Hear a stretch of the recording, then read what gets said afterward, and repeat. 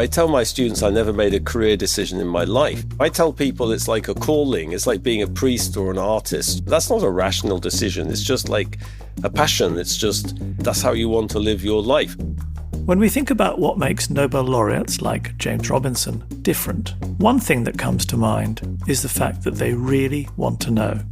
It's not just that they're niggled by questions, but the question that just won't go away needs answering. And that drives them to dig deeper and deeper and recognise their own lack of understanding. And so they just have to keep exploring. And that sense of an almost unforgiving question, which just won't go away, seems to be what has driven James Robinson in his research journey that has taken him to so many countries around the world. So do please join me for this podcast as I try to explore that journey he's taken to investigate this most fundamental question of why some countries are prosperous and other countries are poor.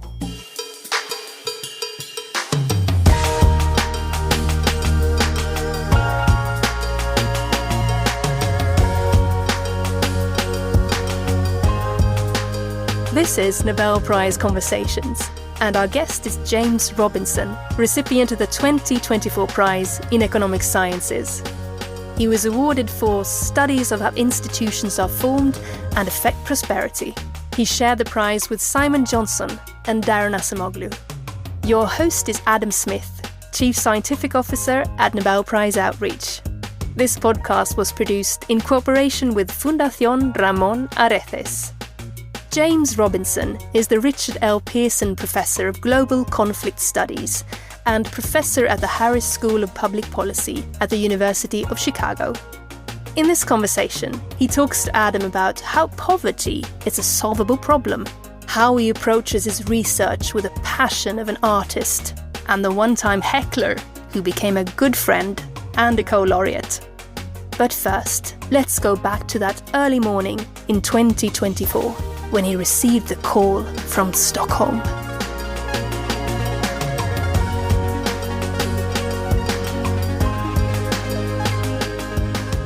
When I spoke to you in October, your wife had just told you got to get up because she'd heard the news that you'd been awarded the Prize in Economic Sciences. I was wondering whether getting up was a good idea, whether the deluge that has hit you since that moment has been worth it.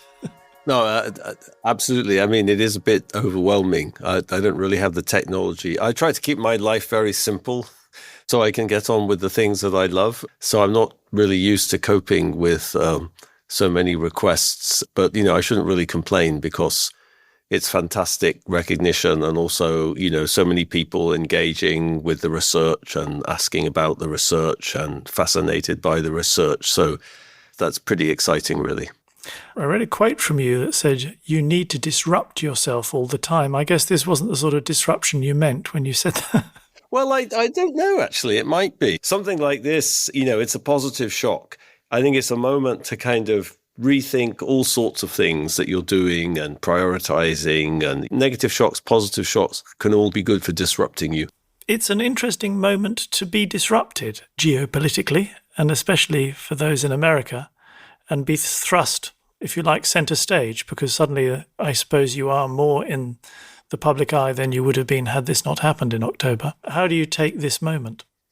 Yeah, I mean, I think it's very interesting from a social science perspective. I spent most of my career studying poor countries, and I think Darren Acemoglu and I, when we first started working together, we focused on these questions of how politics makes it so difficult to adopt a kind of good policies in developing countries. And there was always this assumption that somehow developed countries like the United States, were not prone to many of these political syndromes that caused disaster in Nigeria or Colombia or whatever. But now we see they're just as prone.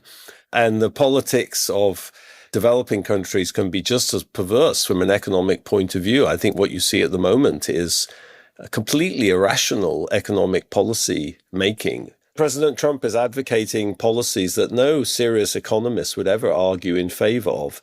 And I think it's is pretty disruptive of the paradigm. Development economics is overwhelmed by this idea that we just need to be generating better information about policies, what policies work, it completely ignoring politics whatsoever. Mainstream public finance in economics completely ignores politics, and it assumes that the government is trying to maximize social welfare. The language that economists love is that there's a benevolent social planner. And, does anyone really think that President Trump and Elon Musk are acting like benevolent social planners? So I think it's a wake-up call for the economics profession, I would say. And for us, it's a challenge to think about how the ideas, that we've developed studying primarily poor countries actually apply to countries like the United States or other developed countries, where many of the issues seem different. So in some ways, it's an unwanted but rather useful natural experiment going on. Yes, it's unwanted in the sense that it's rather challenging to be living through it. That being said, for someone who works in poor countries and has done for decades, the challenges that people have to cope with every day in Nigeria or Colombia or the Congo, nothing is like that is happening here. People survive somehow. And I'm not feeling too sorry for myself, given what I know about other people's lives in the world. But it is pretty disturbing to see such irrational things happening and such short-sighted things happening also. And what I find astonishing is the risks people are willing to take with the institutions that this country has built over hundreds of years. And they seem to have no consciousness that this could all dissolve and collapse. That's a bit frightening. Well, precisely. So much of your work has pointed to the importance of institutions and institution building. And to see this disruption must be very disheartening in some ways. Yes, it's disheartening. But I think it's very revealing about what keeps these institutions in place and, what do we have to do to get collective support for these institutions, how you can take these things for granted and not really understand how important they are for your lives. I think this current attempt to basically deinstitutionalize the state, that's what's happening, deinstitutionalize the federal state, seems to be happening in a complete vacuum of understanding of these issues, which I find frightening. And whether this project will actually be implemented or whether it can be derailed or whether President Trump actually has the kind of attention span necessary. I do think if you look at serious deinstitutionalizations of the state, say in Venezuela, in the last 30 years, or Zimbabwe, or in Argentina, in the 1940s and 50s, it takes a lot of planning and kind of persistence to deinstitutionalize the state. And usually you need the military on your side also, which I don't think is true in this country.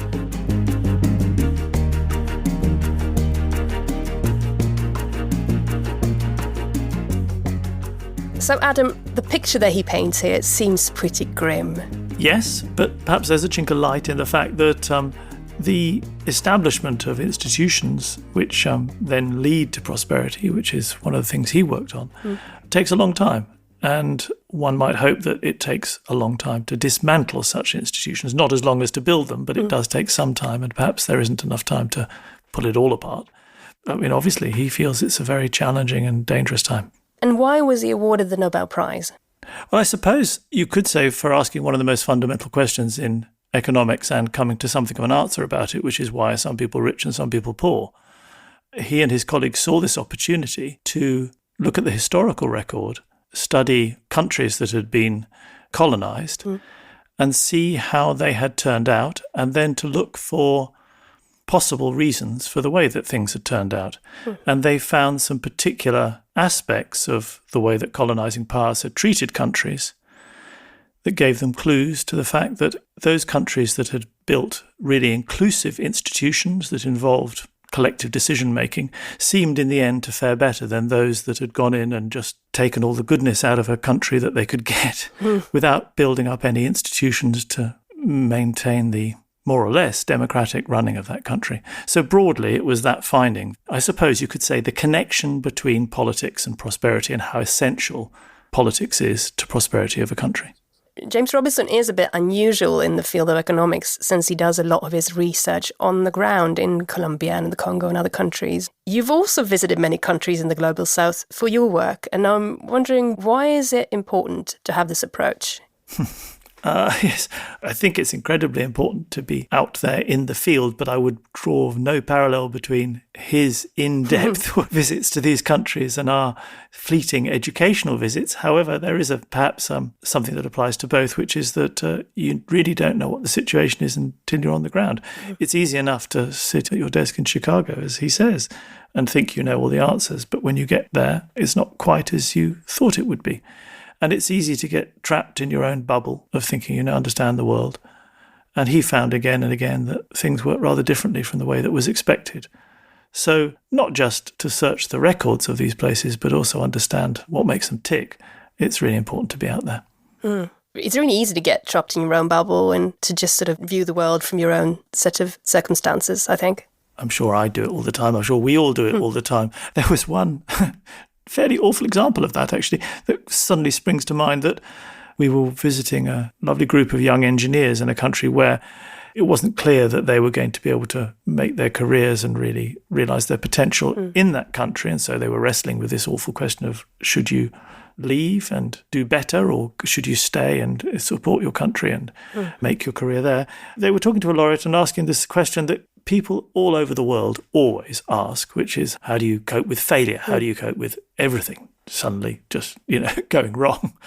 And he gave an answer which really illustrated that he perhaps hadn't left his bubble behind. He said, when this happens to me, I always take a few days off and I go and relax in my vineyard. Which is lovely, but it wasn't quite an option for these young engineers. I wonder how many people that is an option for. It depends how you define a vineyard. My small square of garden in London, perhaps. Maybe that's the takeaway for these students as well, to sort of, find your own vineyard. If only I'd said that at the time. Oh, that would have been good. What did you say at the time? I don't know. I think we all just looked a bit baffled. But the thing about that comment was it really did illustrate just how there can be a real gulf between one's understanding of the world and the people you're talking to. And it's really good to be reminded of that. Especially when you talk about young people in these countries, there is this really sort of tragic element of the untapped potential from these countries. How do you think about that? I'm so struck by that everywhere I go. In a way, it's very sad, but in a way, it's very exciting and lovely. If you think about where science sort of comes from in the world when you're listening to the news and stuff, most of it seems to come from richer nations. But there's no shortage of brilliant young scientists and brilliant young people, full stop. But I asked James Robinson why he decided to go out into the world in the first place. And let's listen to his answer. Well, I think it mostly stemmed from the recognition of my own ignorance, to be honest with you. I mean, I was always terribly curious about the world and fascinated by the world and about the differences between different societies and how to think about that and what the consequences were. But I didn't know how to engage with that. It just so happened that I engaged with it through economics. I guess it could have been something different. I started off studying political science at the London School of Economics, and I switched to economics because I had a very inspiring professor, Mikio Morishima, and it seemed that in economics there was a machine which would give you answers to questions, and I didn't see that machine in political science. I tend to get very obsessed with things when I get my teeth into them. So I went along this path of sort of trying to master economics and understand economics. And then, when I sort of decompressed from that, when I finished my dissertation, I realized I still don't understand anything. I know all this mathematics and I know how to solve models and whatever, but actually that doesn't tell you anything about what I'm interested in. And I think Daron and I, when we met in 1992, we had exactly the same kind of impulse. We thought in exactly the same way, which is we know how to write papers and solve models and publish articles and stuff, but we don't know anything about what we're really interested in. We're not studying the real issues. Well, it's fascinating that you weren't satisfied by kind of going through the form of academia, if you like, what needs to get done in order to make a career in academia, that you saw you had to dig down deeper.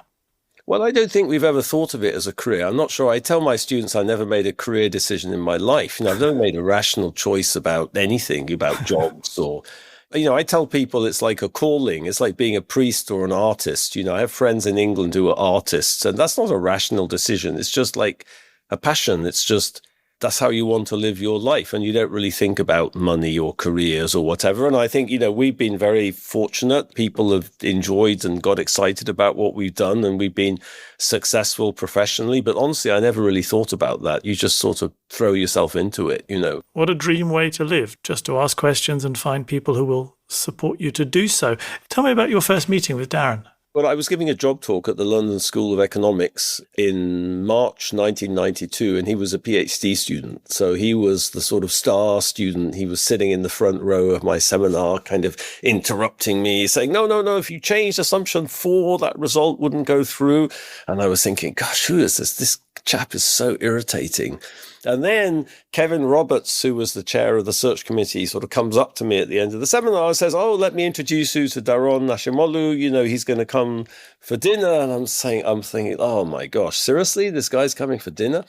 And then we walked out of the St. Clement's building. I think it's been demolished now at London School of Economics. And he looked at me and he said, have you read this paper by Norton Weingast?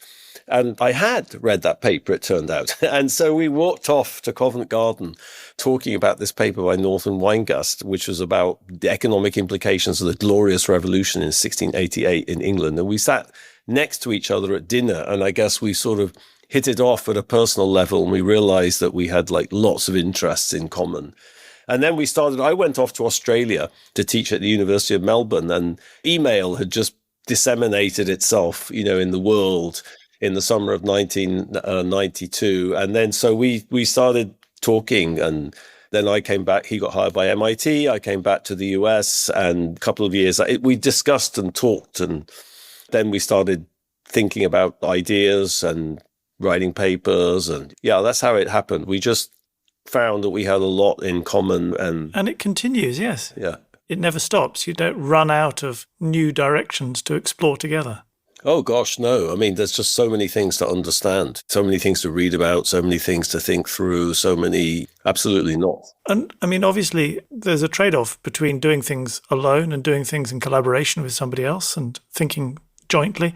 How do you view that with him? It can be very lonely working on your own. I think collaborating is fantastic, in sort of the solidarity, and you get stuck on something and somebody else understands how to solve that or what the answer is. And it's not a coincidence that many major works of philosophy are written as dialogues. Plato's Republic, people are discussing, you discuss ideas, you deliberate, that's the way you understand things. Humans are it's a collective experience. I think this idea of going off into the Sinai for 40 days and 40 nights and coming back, with that's not how things work in intellectual life, I don't think. I think you just get enormous stimulation from other people, different perspectives, plus different people are good at different things. That's the truth of the matter. So you allocate tasks, you have a division of labor, you do different things, and I think like one of the reasons why Daron and Simon and I worked so well was we're very good at different things, but we're very good at collaborating. We get on very well at a personal level. We're really good at sort of like, okay, you do that, I'll do this. There's no egos involved. There's no one's trying to take credit for anything. Everything is collective, and that's great. I think that's very fun, that the idea that it's a collaborative. I've worked a lot with all sorts of people, with students, I'm writing a book on my own at the moment, which is actually fun, but the collaboration is very important and stimulating. There are these Nobel laureates in medicine, Joe Goldstein and Mike Brown, who famously have been a very strong collaborative partnership in their field for several decades. They preach the idea that collaboration is a fantastic way to go. And they say exactly what you say, that it's really important that you don't have egos. And basically, there's an equality. They go so far as to ensure equality by, for instance, accepting invitations to talk one after another so that nobody gets ahead, if you see what I mean. They've set up a structure to make sure it works, and they co-supervise their groups. But it's a fascinating and perhaps under-researched area how productive collaborative teams can be. Yeah, I don't think I've ever worried about somebody getting ahead, honestly. I never worried about it.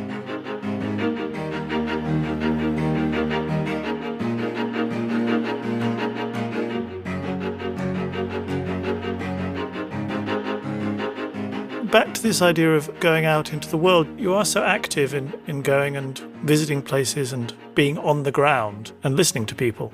That's obviously an extraordinarily important part of your work.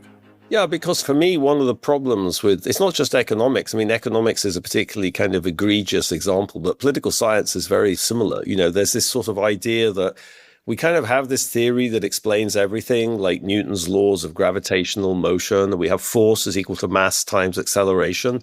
And force is equal to mass times acceleration in Chicago, in Lagos, in Bogota, in Bangalore, whatever it is. Where are the humans? Where are the people? Where are the societies? Where is the history? Where is so I just found that theory, social science is not like that, actually. And, you can have all the data you like and, do all the statistical analysis you like. But how do you interpret the results? To interpret the results, you need to know about people's motivation and about the societies and the context and so I have a talk I give called What I Learned from Doing Fieldwork, which is mostly just about all the stupid ideas I had. You can sit in your office and you can have an idea and you can write a mathematical model down, you can get some data and test it. But it's very salutary to go into the field and ask people, does that make any sense whatsoever? I mean, I find it just incredibly exciting, I suppose, and fascinating. And it's been very productive, I think, just generating ideas, generating insights, generating motivation. There should be a lot more of that, I think. Astonishingly enough, the professional incentives in economics to do that are basically zero. Most economists, even in development economics, astonishingly enough, think that this is a complete waste of time doing things like that because they think they understand everything. They have this general theory that basically explains everything. And so why would you, okay, you could go collect data and whatever. But the idea of talking to people, or even sort of the idea that you don't have the right theory, or maybe you have the wrong assumptions, and that never occurs to people. I think in economics, you're just taught, here's this wonderful thing, and that's it. Yeah. Strange that should be. When you say it, it seems so self-evident that you should be out there talking to people, but it's funny how one can miss the self-evident. Well, that's not what physicists do. That's the model that economists have taken as the sort of the ultimate theory. Why not be like the physicists? But, social science is not like that, which is something that Max Weber understood a long time ago. Weber thought that social scientists actually had an advantage over natural sciences because we could kind of understand motivation and we could question ourselves and think about why that had happened or why people had done that. So we had a sort of consciousness of social phenomena that physicists didn't have, but everyone ignored him.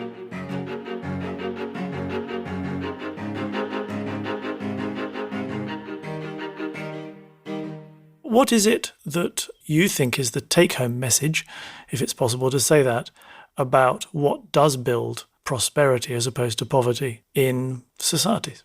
Well, I always think, the take-home message simply is that, it's about humans themselves, and it's about people and the types of societies and institutions they build. This is not about geography. It's about how individuals themselves shape their societies. This is the big story about Homo sapiens. There's 9,000 species of ants. When ants got to Canada, Canada's a sort of rocky, inhospitable place. They speciated to be better adapted to the Canadian environment.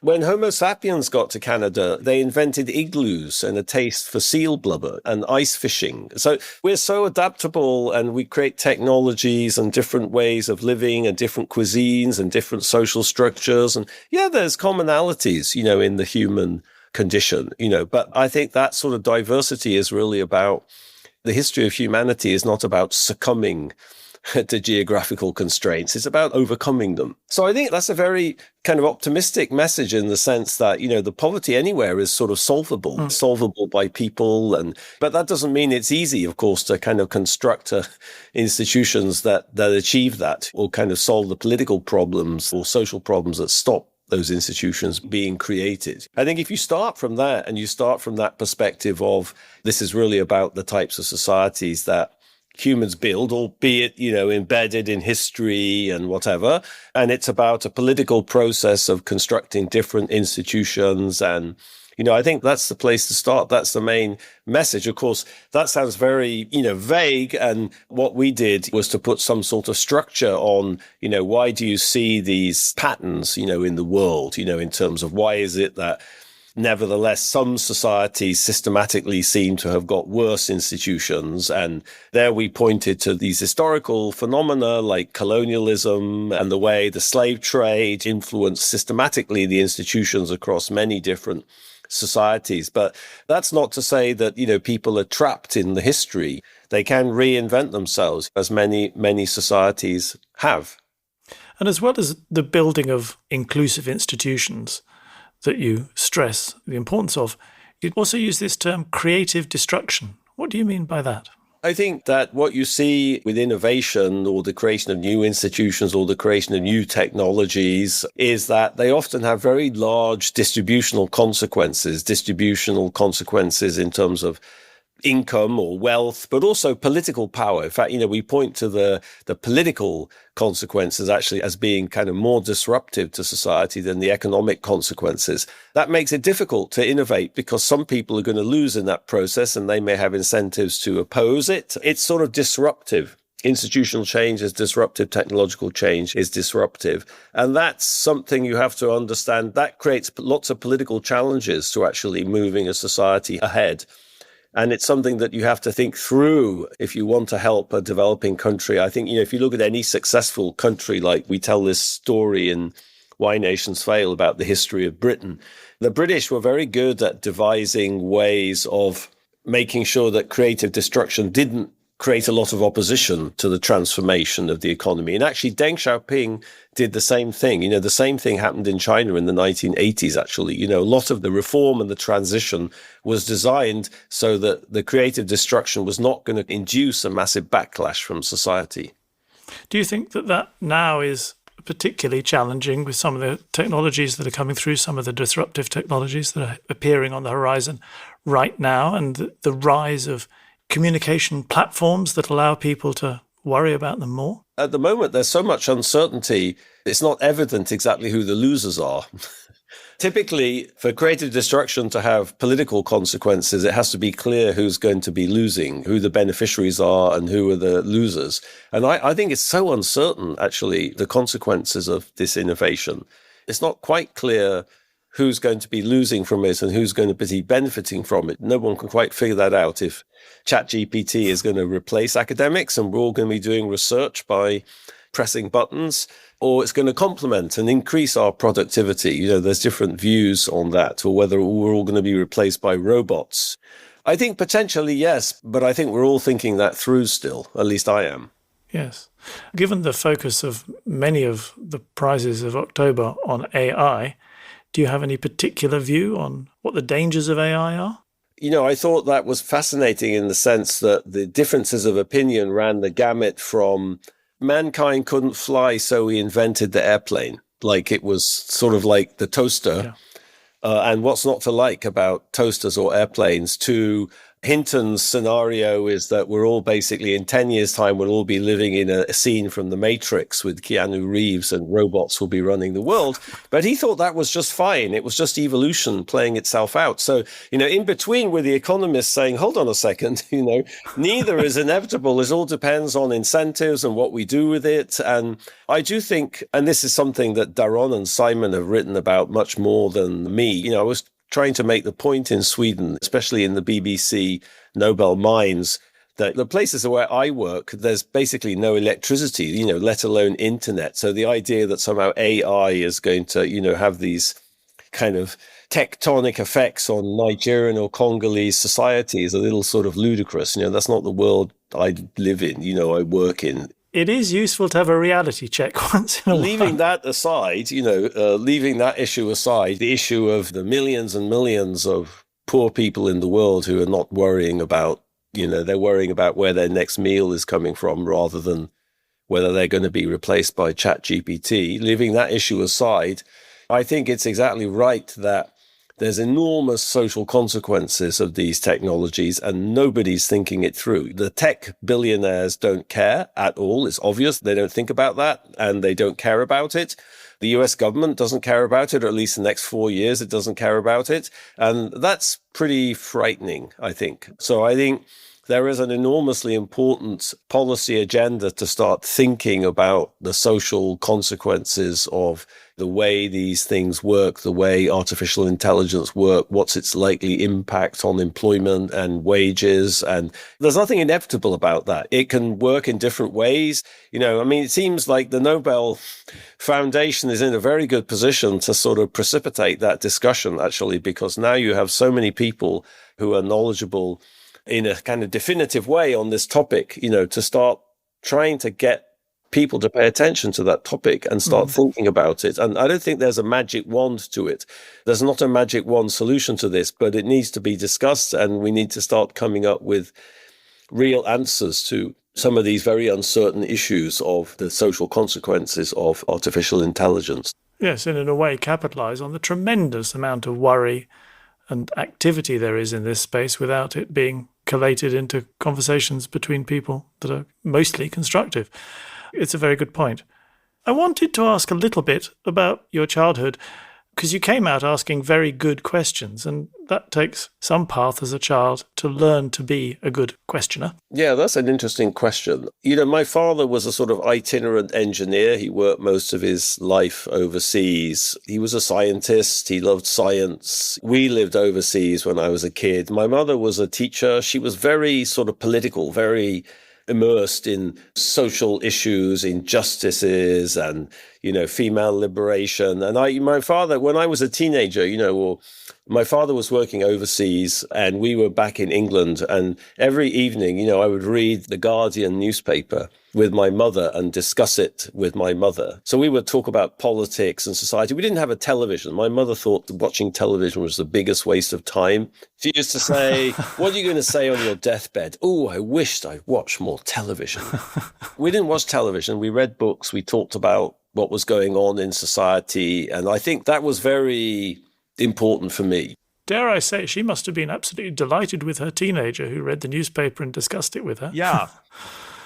I mean, it's not a given that you would agree that that was a good way to spend the evening. It's lovely that you did. Yeah, and I was fascinated by history. I was obsessed with history and reading books. And I didn't go to a fancy school. I just went to the local government school. But I had some inspiring teachers, and I just loved reading, and we had a house full of books. And my mother, she couldn't afford buying books. When my parents were both very working class people from the north of England, she was the first person in her extended family who ever finished high school. She didn't go to university. She went to teacher training college. But for her, education was was everything. It was like the way out of poverty. It was the way out of the north of England. It was the way out of working class life. And so education, books, that was the world I grew up in. And, I just found it fascinating. I was just curious about everything. Even now, when I buy a book, which I buy a lot of books, I just think a book can change your life. You open a book and it's just so exciting, just what's going to be in there. And I still have that sense of excitement all these years later, There is a thrill of the potential of it, isn't there? Completely. Absolutely. Yeah. I mean, that's something really, I try to communicate to students, and just that's a life journey. Just so many things out there that are interesting to read, and there's just such amazing stuff. And it sounds like you are constantly reminded, as most of us are not, of the privilege of just being able to walk in and buy a book and have it on the shelf. Completely. Absolutely. I have about 10,000 books at home. So that's my world. Yeah.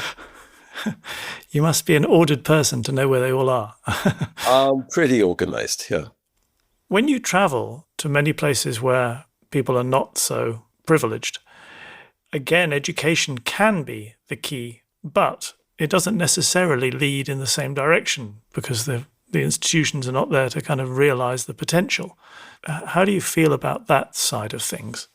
It's something that I think about a lot as we travel the world with laureates and meet people who are brilliant everywhere, but so many times the opportunity to be brilliant in the country and really have an effect is limited. Yeah, absolutely. I mean, I think that's why there was a survey recently in Nigeria asking people why do they save, like motivations for saving. And I think the second biggest motivation was leaving Nigeria.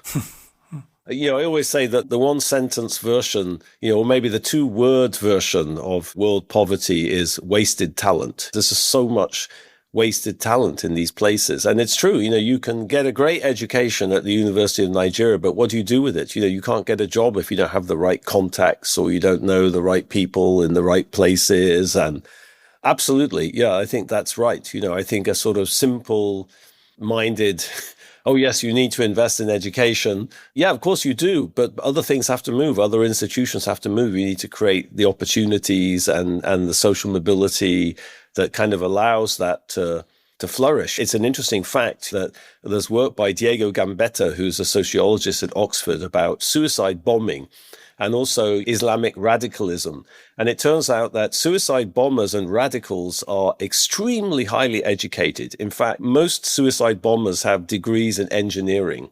Why engineering? That's an interesting question, but they're very highly educated because they're the ones who are most frustrated by the institutional context. So I think that's a glaring example of how education, of course, is vital. But, I was lucky because, I was getting all that education, but I was living in Britain and I had access. I had opportunities. I didn't suffer from discrimination or marginalization. And, so I could take that education and I could run with it. But that's not true in Nigeria or Congo. Yes, of course. And it's an insurmountably big problem to fix in a conversation for sure. But in your own sphere, as you interact with social scientists around the world, do you think that your profession is doing enough to bring social scientists from elsewhere into the mainstream? I mean, I think of the fact that you, for instance, are based at the University of Chicago, and the University of Chicago has, about a third of the prizes in economic sciences to its name. There are centres of excellence, clearly, but are they embracing the rest of the world? Yeah, I mean, I think that's not a coincidence. The University of Chicago is a very intellectual place compared to some of the places I've taught without mentioning names. It's just a place where intellectual life is more important than anything else. I mean, it's really something special. So, I think that's the fundamental reason that there's so many Nobel laureates here. But, no, I mean, the answer to, to the other question is no. I taught in Colombia, in South America every summer for 28 years, in Bogota at the University of the Andes. Now I kind of coordinate a part of a collaborative PhD program in economics with many African universities, which is run out of Nairobi, an institution called the African Economic Research Consortium. So, you do your best, but the problem is sort of massive. What I see, of course, with my philosophy of social science also, we desperately need more non-Western people at the table doing research, setting the agenda. And, one of the most kind of challenging things is that Western academia and Western academic and social science paradigms are so kind of hegemonic that if you're a young person in Africa or India, wherever it is, you feel you have to conform to succeed, to be taken seriously. And that means that you can't be yourself. You can't express your own understanding of the world and your society you're living in. For that to happen, it needs confidence. It needs a critical mass. That's such a big challenge there. Working in Africa, I see, you teach Africans. And Africans don't tell you what they know. They think, okay, I have to do this if I want to succeed. If I want to impress him, I have to, and there's always this moment when you're teaching where the kind of blinkers come off people's eyes and they're like, what? Seriously? I can talk about Maasai society. I can talk about like my own people and they're like, oh my God, I didn't know I could do that, and that's like, oh, that's so exciting when that happens. But oh my gosh, there's so much work to do there.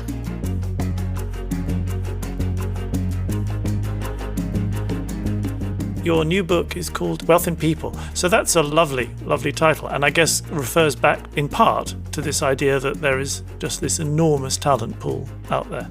All of my African friends speak 5 or 6 languages. Africa is so cosmopolitan. Everyone wants to know everybody else and make connections to people. And they don't care about like what language you speak or your ethnicity or, Africans are just so cosmopolitan. And think about the English people. Like, we couldn't even stay in Brexit, for heaven's sake. That's a completely out-of-date model of society. This is a 19th century nationalism. The world has moved on from that. You're never going to survive with that attitude in this world, in this globalized world, I don't think. For me, the Africans have what it takes to flourish in the globalized world, and the British people certainly don't.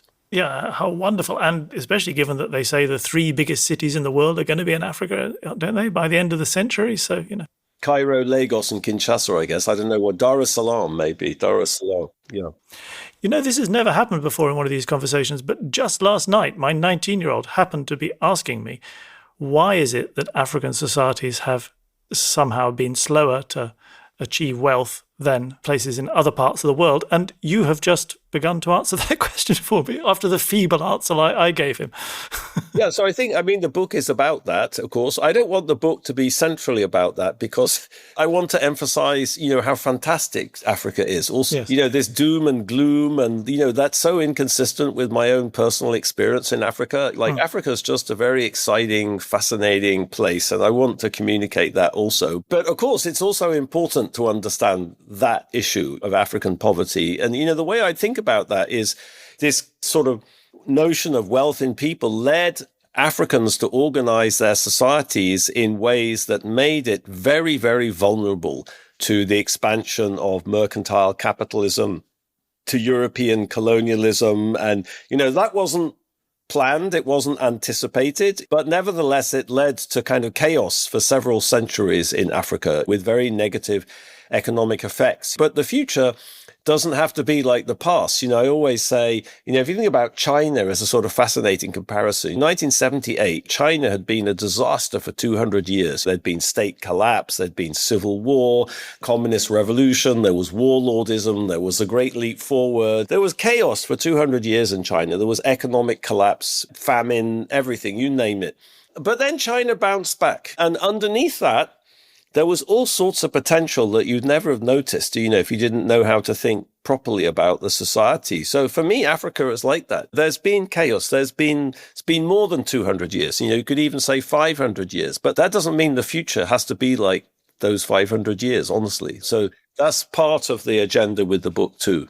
And underneath it all is this very important questioning of what's going on, asking the question that is beyond just the obvious surface questions of why institutions aren't working. Trying to understand. It must be so exciting digging out just little pieces of evidence.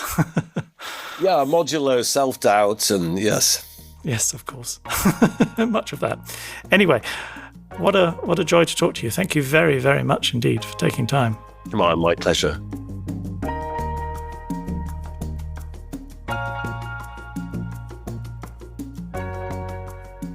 You just heard Nobel Prize Conversations. If you'd like to learn more about James Robinson, you can go to nobelprize.org, where you'll find a wealth of information about the prizes and the people behind the discoveries.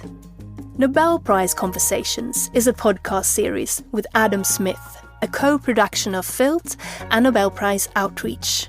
The producer for this episode was me, Karin Svensson. The editorial team also includes Andrew Hart and Olivia Lundqvist. Music by Epidemic Sound. If you'd like to hear from another economist who has made groundbreaking contributions to our understanding of poverty and development, listen to our earlier episode with Economic Sciences laureate Esther Duflo. You can find previous seasons and conversations on Acast or wherever you listen to podcasts. Thanks for listening.